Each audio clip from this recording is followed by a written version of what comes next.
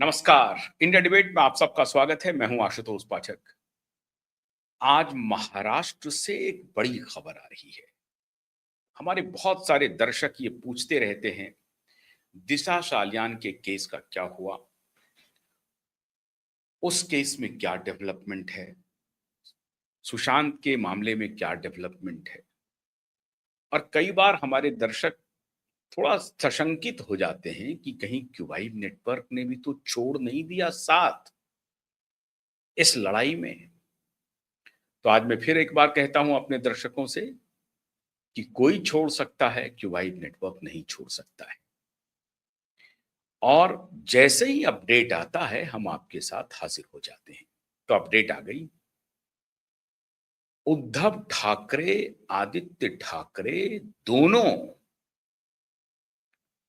दिल्ली नहीं आए, आने वाले थे दिल्ली।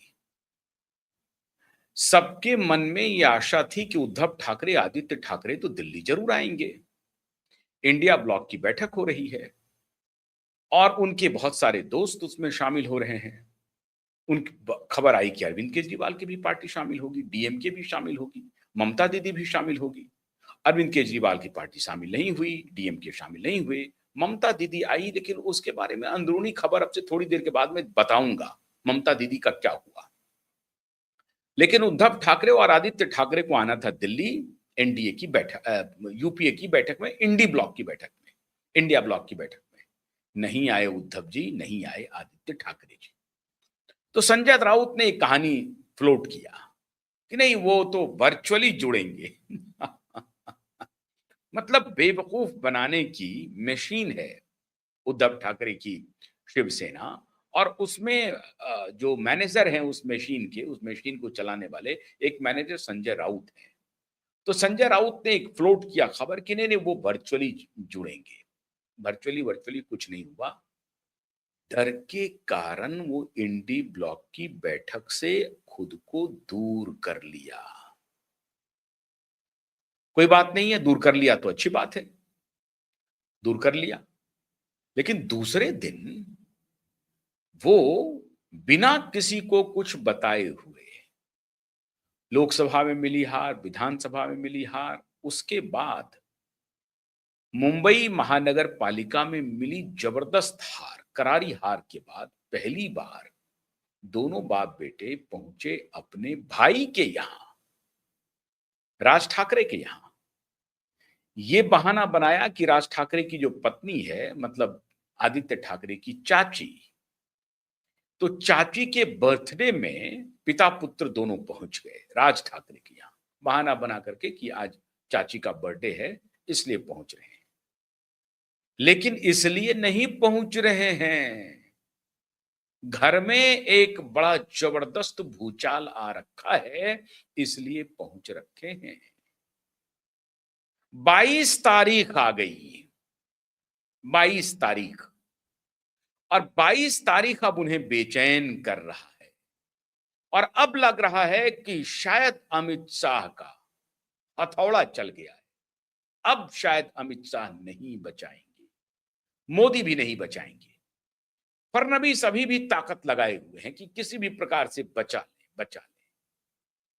अब बहाना बना रहे हैं कि नहीं, हमारा हाईकमान बचाना चाहता है। बिल्कुल नहीं। अमित शाह बिल्कुल दूर दूर तक आदित्य ठाकरे को और उद्धव ठाकरे को नहीं बचाना चाहते हैं। नरेंद्र मोदी में हो सकता है कि थोड़ी बहुत बात हो कि बाला साहब ठाकरे के पोते हैं, बेटे हैं, तो थोड़ा देख लेते हैं उस तरह की राजनीति। और अब 76 वर्ष के हो गए हैं ना, तो समावेशी राजनीति करने लगे होंगे नरेंद्र मोदी जी, कुछ नहीं कह सकते। लेकिन अमित शाह के तरफ से पुख्ता जानकारी है कि अमित शाह नहीं बचाना चाहते हैं, लेकिन मोदी के साथ हैं। मोदी अगर उनको कुछ कहते हैं तो वो थोड़ी मान लेते हैं। लेकिन बेचैनी बढ़ गई। पहला तो उन्होंने अमित शाह और मोदी को कंफर्म किया कि देखिए, मैं अपने को उस कुनबे से अलग कर रहा हूं, उस कुनबे के साथ मुझे मत जोड़िए, मैं वहां नहीं हूं। आप कितना हमसे सबूत चाहते हैं, जो सबूत चाहते हैं मैं दे रहा हूं। सबूत दे दिया क्या? कि हम इंडी गठबंधन में बैठक में शामिल नहीं होने जा रहे हैं। कोई बात नहीं है, मत जाइए। राज ठाकरे के पास पहुंचे ये कहने के लिए कि ये 22 तारीख तो आ गई। अब मित्रों 22 तारीख क्या है? हमने आपको कहा था कि जून में तारीख लगेगी। अपने शेड्यूल से आ गया। 22 तारीख को दिशा केस की सुनवाई है मुंबई हाई कोर्ट में। खाली यही खबर नहीं है, इसके आगे खबर सुन लीजिए। दिशा केस की जो अगली सुनवाई है वो जस्टिस नारंग कोतवाल के बेंच में लग चुका है। और जस्टिस नारंग कोतवाल कौन है? ये वही जस्टिस नारंग कोतवाल हैं जिनके अदालत में सबसे पहली सुनवाई हुई थी और जिस सुनवाई में जस्टिस नारंग कोतवाल ने कहा कि अभी तक एफआईआर हुआ क्यों नहीं। यह सवाल पहला सवाल था जस्टिस नारंग कोतवाल का कि भाई जब दिशा के पिता स्वयं प्रार्थना पत्र लेकर के आए हैं तो अभी तक इस क्यों नहीं हुआ एफआईआर, इसका रिप्लाई दीजिए। हालांकि उसी दिन उनको आदेश दे देना चाहिए था कि इसमें कोई रिप्लाई उप्लाई की कुछ बात नहीं है, आप रिप्लाई पहले एफआईआर फाइल कीजिए, और क्यों नहीं किया उसका रिप्लाई फाइल कीजिए। आदेश देते कि पहले एफआईआर फाइल करिए और क्यों नहीं किया उसका रिप्लाई फाइल कीजिए। तो खैर कोई बात नहीं है, एक व्यवस्था मूलक बात होती है, जस्टिस की बात होती है, न्याय की बात होती है। तो न्याय के आलोक में जस्टिस नारंग कोतवाल ने कहा कि ठीक है, आपने एफआईआर नहीं किया, क्यों नहीं किया इसका रिप्लाई फाइल कीजिए। और उस रिप्लाई में जस्टिस नारंग कोतवाल ने 5 से 10 लोगों की सूची बता दी। Chief secretary Maharashtra, home secretary Maharashtra, deputy chief secretary Maharashtra, CBI को भी इसमें केंद्रीय गृह मंत्रालय, Mumbai police commissioner, DCP, Malvani police station, इन सबको पार्टी बनाते हुए सबको कहा कि आप रिप्लाई फाइल कीजिए। बल्कि चीफ सेक्रेटरी को कहा, पार्टी बनाया इसको सबको, लेकिन चीफ सेक्रेटरी और डीजीपी और police commissioner, Mumbai police commissioner को कहा कि आप रिप्लाई फाइल कीजिए। अब आप इसी से अंदाजा लगा सकते हैं कि जस्टिस सारंग कोतवाल ने, माफ कीजिएगा, सारंग कोतवाल नाम है उनका, जस्टिस सारंग कोतवाल के अदालत में उन्होंने साफ साफ कहा कि चीफ जस्टिस को रिप्लाई फाइल करना है। कोई एरू गैरू नत्थु खैरू कोई रिप्लाई फाइल नहीं करेगा कि आखिर आपने दिशा केस में एफआईआर क्यों नहीं की। और उसके बाद जो कहानी हुई उसके बारे में हमने आपको डिटेल से बताई कि न पहले तो कई डेट्स लगाए रिप्लाई फाइल करने में ही इन्होंने कई बेंच बदल गए। जस्टिस सारंग कोतवाल के बाद आ गए जस्टिस गडकरी, जस्टिस भोसले, फिर किसी और जस्टिस के बेंच में लगा, वहां पर जो सीबीआई के जो वकील थे वो जस्टिस बन गए थे और उसी बेंच में था। तो उन्होंने कहा कि इस केस से मुतल्लिक हम वकील रहे हैं तो हम इस केस को नहीं सुन सकते। उसकी वजह से फिर दूसरा बेंच बना। उसके बाद फिर आलोक आराधे आए, उसके पहले आलोक आराधे चीफ जस्टिस आए मुंबई हाई कोर्ट में। आलोक आराधे ने पीआईएल की सुनवाई कर ली 2025 फरवरी 2025 में पीआईएल की सुनवाई की। आलोक आराधे चले गए वहां से। आलोक आराधे ने 2 सुनवाई की, उसके बाद वहां से चले गए, वो सुप्रीम कोर्ट के जज बन गए। फिर दूसरे जज आए, उन्होंने सुनवाई शुरू की, जस्टिस चंद्रशेखर आए। जस्टिस चंद्रशेखर ने, अब दूसरे बेंच में चल रहा था, उसके बाद जस्टिस चंद्रशेखर के पास आया मामला। Justice Bhosale, justice Gadkari, justice Sarang Kotwal, इन सब से होते हुए ये मामला आया जस्टिस चंद्रशेखर के पास जो चीफ जस्टिस के बेंच में था। और आखिरी 2 हियरिंग हुई और जस्टिस सारंग कोतवाल के ही सवाल को जस्टिस चंद्रशेखर ने पूछा कि भाई एफआईआर अभी तक इसमें हुआ है क्या? जवाब आया नहीं आया। तो बहुत गुस्से में थे जस्टिस चंद्रशेखर, भाई इस मामले में एफआईआर हुआ क्यों नहीं। उसके बाद मित्रों क्या खेल हुआ मैं बताता हूं आपको। खेल ये हुआ कि जस्टिस चंद्रशेखर जी को सुप्रीम कोर्ट में जज बनना था। अब ये माया है और सच्चाई से क्यूबाइड नेटवर्क पीछे नहीं हटेगी। पूरे डंके की चोट पर बोलेगी और बोलती ही रहेगी। आप लाख हमें दबाने की कोशिश करो, हम दबने वाले नहीं हैं। जस्टिस चंद्रशेखर के ऊपर बड़ी गंभीरता से मैं ये आरोप लगाता हूं कि जस्टिस चंद्रशेखर ने जब पहली सुनवाई की, उसी दिन, चूंकि ये 1.5 साल से मामला चलता आ रहा था, सब कुछ उनके संज्ञान में था, जस्टिस चंद्रशेखर पहले ही दिन एफआईआर का आदेश दे सकते थे, उन्होंने आदेश नहीं दिया। उन्होंने फिर वही काम किया जो जस्टिस भोसले ने और जस्टिस गडकरी ने किया। जस्टिस भोसले और जस्टिस गडकरी टेबल टेनिस खेलते रहे, इस पूरे प्रकरण के साथ टेबल टेनिस खेलते रहे।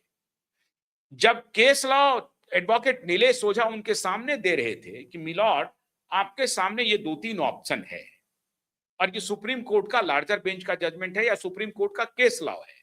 वो केस लॉ ये कहता है कि अगर कोई डिजीज्ड का, किसी पीड़ित का परिजन आकर के स्वयं प्रार्थना करता है और इतना गंभीर केस है, ये गैंगरेप और हत्या का मामला है, ऐसी परिस्थिति में आपको एफआईआर का आदेश देना ही पड़ता है। उसके पहले जितनी भी जांच प्रक्रिया है वो सेट असाइड हो जाता है, ये केस लॉ कहता है। और ये 50 वर्ष के बाद भी अगर आएगा तब भी आपको ये सुनना पड़ेगा। सिंपल केस लॉ है, इसमें कोई रॉकेट साइंस नहीं है जिसमें कि उनको कानून की किताब के पन्ने पलटने पड़ते। तो दोनों ने क्या किया, ये वीडियो रिकॉर्डिंग है।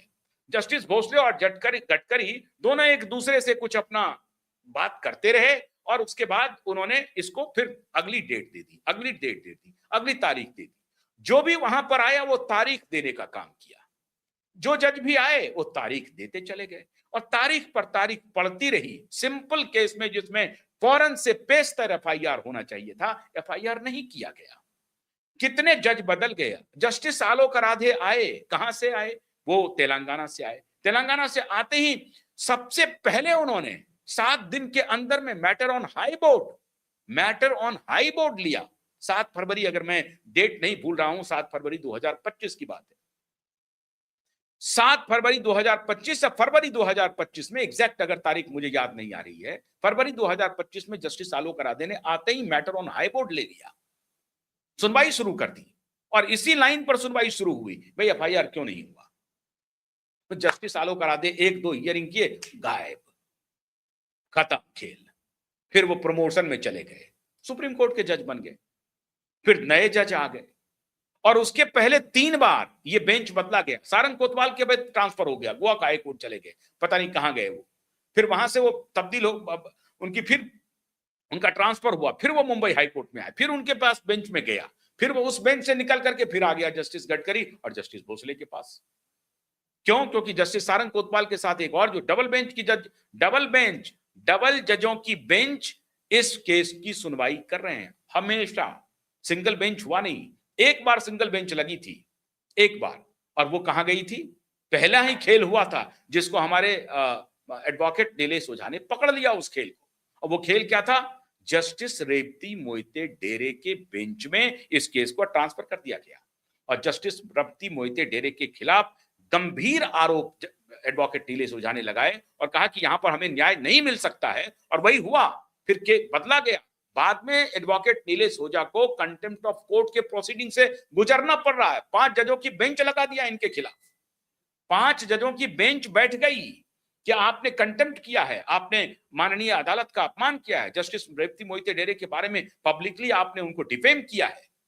और जब इनकी हियरिंग शुरू हुई, 5 जजों की बेंच ने शुरू किया यह कहते हुए कि आप पब्लिक में क्यों गए, आपको जो कुछ भी कहना था अदालत के अंदर कहते। श्रीमान नीलेश ओझा जी ने कहा कि साहब, मैंने अदालत के अंदर 2 साल पहले लिखित रूप में 300 पेज का कंप्लेंट दिया हुआ है, अदालत उस पर बैठी हुई है, सुनवाई नहीं कर रहे, मेरा क्या दोष है। तो मैं आप पब्लिक में नहीं जाऊंगा तो कहां जाऊंगा। फिर 5 जज चुप हो गए, अब उनकी फिर हियरिंग हो ही नहीं रही है, चुप हो गए हैं 5 जज, चुप्पी लग गई है। ये है जुडिशियल सिस्टम मिलॉर्ड।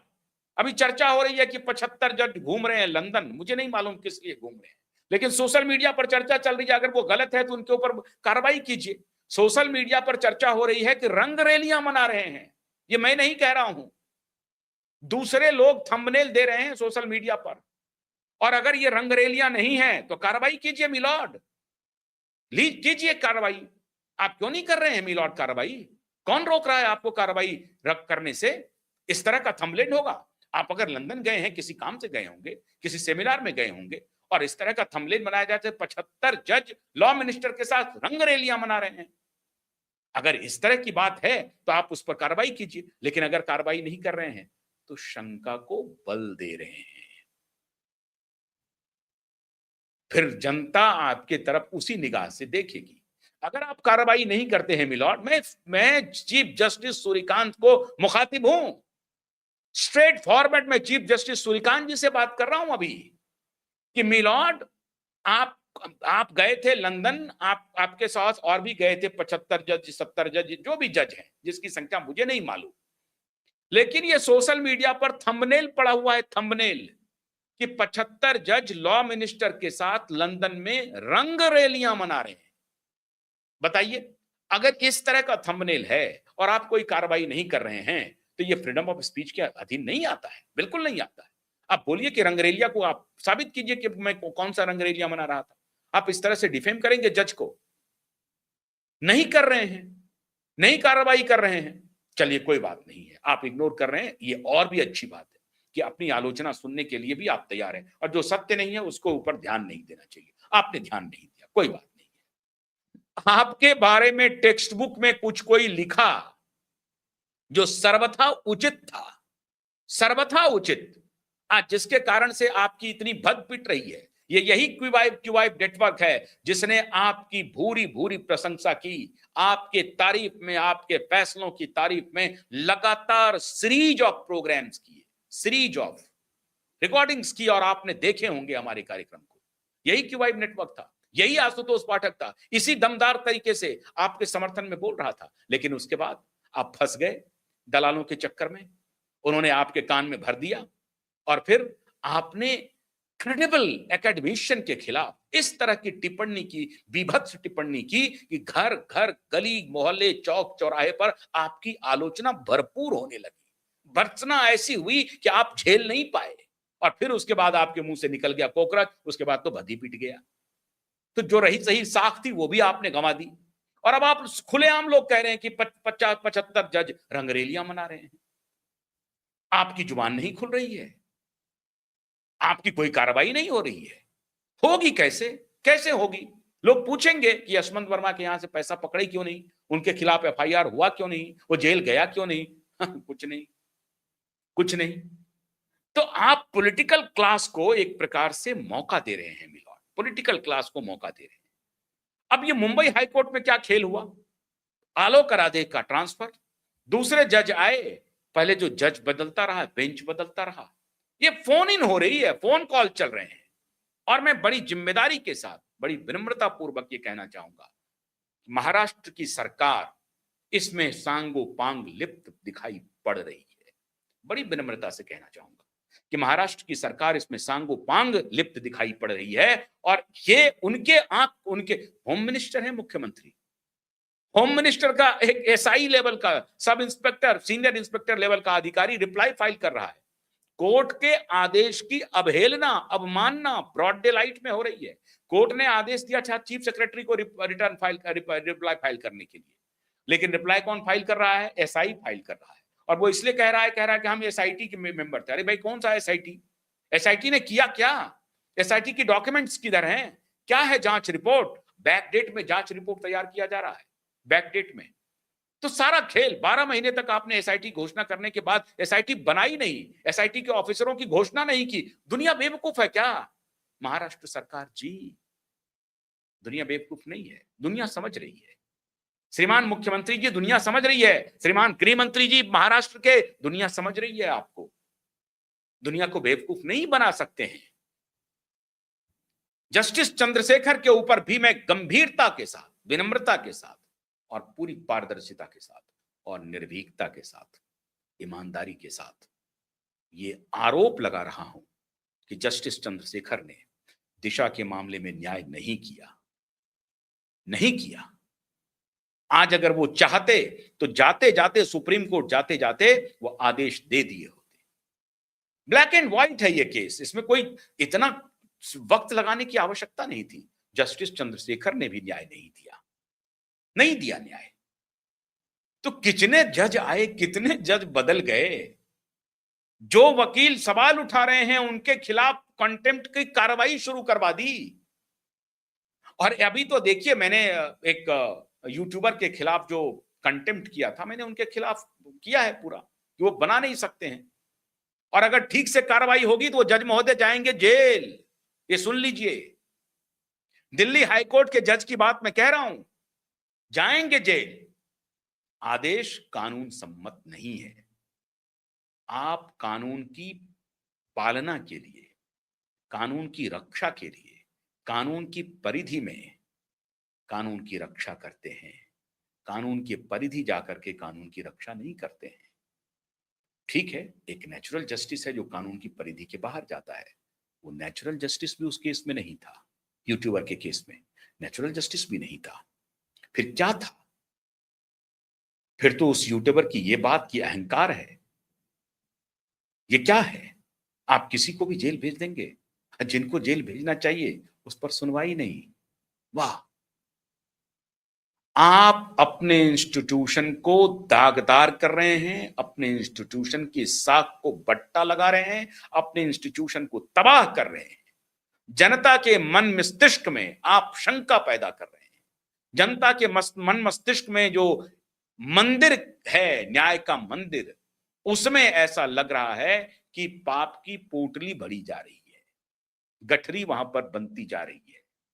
ये पाप का मंदिर होता जा रहा है। ये आप सवाल खड़े कर रहे हैं। इसलिए जस्टिस सारंग कोतवाल जी से अनुरोध है कि 22 तारीख को सुनवाई करें और 22 तारीख को एफआईआर का आदेश दें। आपके पास कोई ऑप्शन नहीं है, और नहीं है इसीलिए आपने ये 2.25 साल खींच लिया। तारीख दे देकर के तो एक ऑप्शन है, तारीख देकर के खींचते जाएं, तो तारीख देकर के खींचते जा रहे हैं। बाप बेटे को बचाने के लिए आप जितने तिकड़म हो सकते हैं वो सारे तिकड़म कर रहे हैं आदित्य ठाकरे को बचाने के लिए। और वो 2 कौड़ी का इंसान बाहर में आकर के बड़ी बड़ी बातें कर रहा है, पॉलिटिकल थ्योरी समझा रहा है, राजनीतिक सिद्धांत का प्रतिपादन कर रहा है, बड़े इकोनॉमिस्ट हो रहे हैं, सड़क टूट रहे हैं उसके बारे में प्रवचन दे रहा है कि देखिए सड़क टूट गया। अरे तुमने ऐसी आस्था का, ऐसी भरोसा का, ऐसी विश्वास का गला घोटा है जो कालांतर तक ठीक नहीं हो सकता। तुमको ये नैतिक अधिकार है ये बोलने का कि सड़क कहां पर खराब बना है और कहां अच्छा बना है। शर्म करो, आओ अदालत में। कहां गए तुम जो रिप्लाई लेकर के आए थे? तुमने तो फाइल किया था, पीआईएल पर फाइल किया था कि पीआईएल पर आप एकांगी निर्णय मत दीजिएगा, मुझे सुन लीजिए। उसके बाद सुनाने के लिए कभी आए नहीं। नोटिस गया आदित्य ठाकरे को, नोटिस, झूठा एफिडेविट को लेकर के। झूठे एफिडेविट पर कोई रिप्लाई फाइल नहीं किया आदित्य ठाकरे ने। क्यों? क्योंकि सबने समझा दिया होगा कि इस पचड़े में मत पड़ो, जवाब ही मत दो, जितना टाल सकते हो टालते रहो। अदालत जाओगे तो अदालत में तो समझ लो वहां आग लगी हुई है, उसमें झुलस जाओगे। तो उसको इग्नोर करो। कोई गाली दे तुमको, इग्नोर कर दो। क्यों? क्योंकि तुमको उकसाया जाएगा, तुमको अदालत बुलाया जाएगा। रणनीतिकारों ने सलाह दी कि रिप्लाई फाइल मत करो, रिप्लाई फाइल करोगे तो तुम पकड़ा जाओगे। एफिडेविट में, रिप्लाई में, एफिडेविट में लिख दिया कि हमारा एज कभी 33, कभी 28, कभी कुछ। 2 एफिडेविट में 2 एज। गलती से हो गया? नहीं, गलती से नहीं हुआ। काला जादू करवाया था फार्म हाउस पर। उसने कहा कि उसी तारीख को लिखो जिस तारीख को उनकी मौत हुई थी, उसमें से कुछ निकाल निकाल करके को। ये मैं नहीं कह रहा हूं, सरकार का मंत्री कह रहा है कि उनके खिलाफ तो कार्रवाई होनी चाहिए। नीतीश राणे कह रहे थे, नीलेश राणे कह रहे थे, सरकार, भारतीय जनता पार्टी के विधायक कह रहे थे, मंत्री कह रहे थे। अभी सब चुप हो गए हैं, सबकी चुप्पी है। लेकिन ध्यान रखिए, क्यूबाइब नेटवर्क चुप नहीं रहेगा।